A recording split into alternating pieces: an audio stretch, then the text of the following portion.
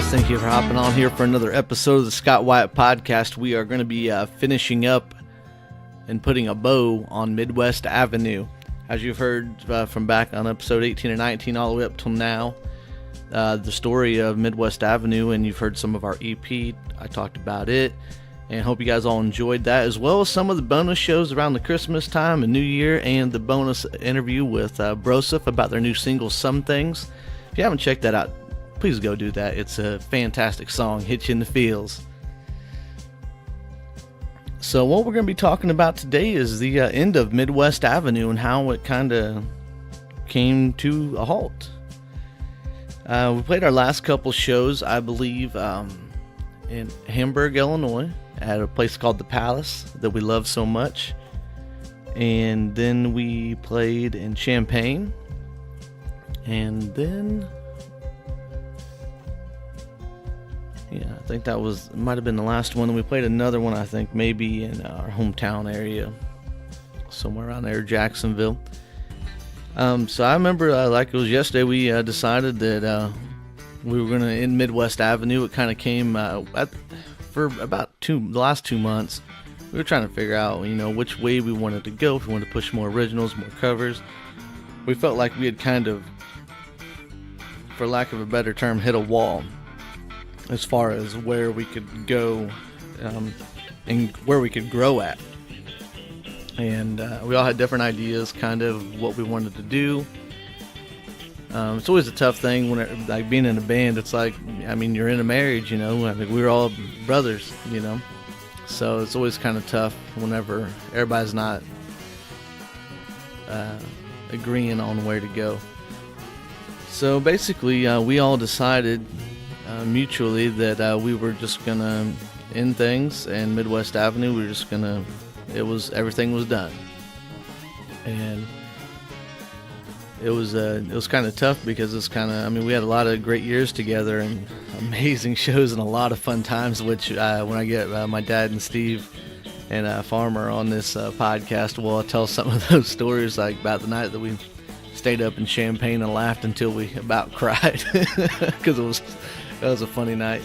We'll talk about a lot of different things too. Some of the stories that I kind of left out just because I want to tell it with them, and I think that we'd have a blast on that show. That have an episode with them guys talking. I think you guys would enjoy it as well. So kind of what I wanted to do in this little portion is to kind of tell you what happened after Midwest Avenue kind of ended and kind of where all the guys and myself went on doing.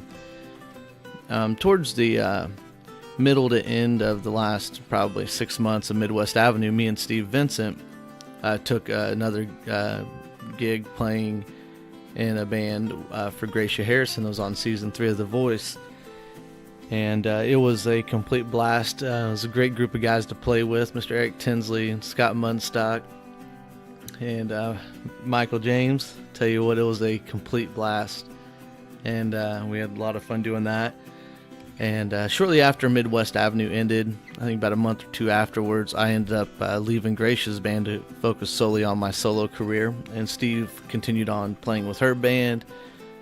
And then I think Steve Vincent. And then he went on to play with Devin Clemens' band, good buddy of mine, great artist. If you ever go see Devin Clemens' band, you will not be disappointed. They put on a heck of a show and have some great, great songs, originals, tell you. So be sure you check out them on iTunes, Spotify. Devin Clemens Band, good jams. And Steve played with them for a while. And then it kind of circled back around in 2016, I'm thinking. It was when I played the Root House Sesquicentennial, my hometown area, 150 years old. They hired my band for my solo project. And I had Steve come on and play in my band with me then. And so we were kind of back in the saddle again there for a little bit. We did some acoustic shows here and there, all the way up leading up until about the end of 2018. Yeah, just right up to the end of this last year. And in the meantime, which I don't want to give too much of it away because I know Steve's hard at work on all this stuff right now. He's even before Midwest Avenue, he had his own solo career, Christian music career, and he put out a heck of an album called Everything But Bass. where he played every instrument but bass. And you'll hear more about that in the interviews I do with him. And we talk about just kind of, what he's, his whole career and things that he's done. It's a very interesting story. And so he's got some stuff in the works, and I'm excited for him to see where it goes, because he's a super talented dude and love him like a brother. And you always like to see the people you love win. So I'm excited to see where it takes him. And my dad, Scott, he after Midwest Avenue, he ended up teaming up with Tim and Tammy Welch from an old band that he was in together with them, and they had a lot of success called TNT and the Dynamite Cowboys. They are now in a country Christian group and do a lot of shows all over the central Midwest area of Illinois. And so now that football's over with, I'm hoping to go up there and catch a service, and then maybe check out their Sunday afternoon country Christian show that they do, I believe, the first Sunday of every month. So maybe at the beginning of March, I'll check that out, and maybe you'll hear me talking about it on here. And Stephen Wayne Farmer, the Flying F.